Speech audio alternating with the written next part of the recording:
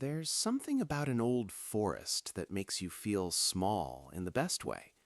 Walking through all those ancient trees, you start to realize how much nature has seen without ever needing to say a word. And then I found it. This massive fallen log. Must have been 500 years old at least, just lying there in the middle of nowhere like it had been waiting. I stood there for a while, just taking it in.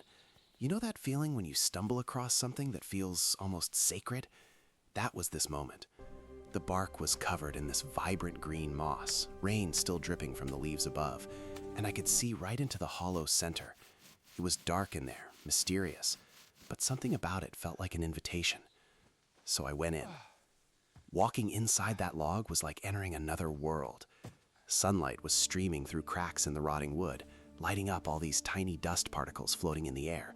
It felt cathedral-like, honestly. Quiet in a way that city quiet just can't touch. And the ground beneath my feet, just bare earth covered in wet leaves and debris. It was like nature was showing me a blank canvas. I knelt down and started brushing those leaves away with my hands. Slow work, but that's the point out here, right?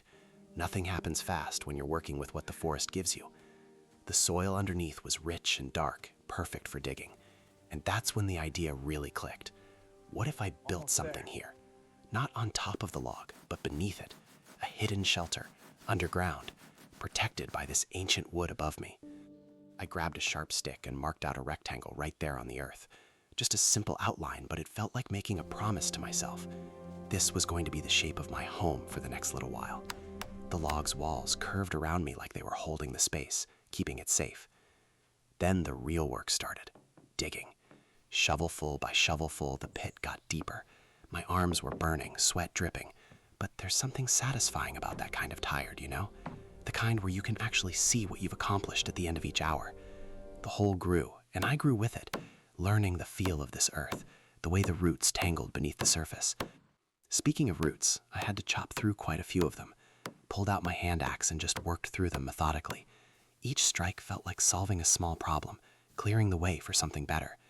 And when the bucket got full of all that excavated soil, I'd climb out, dump it aside, and go back down for more. By the time the pit was waist deep, I stood in the middle of it and just breathed, measured the depth with a stick, checked that everything was square. The log above me felt like a roof already, like the forest was in on this project with me. And for the first time, I could really picture it.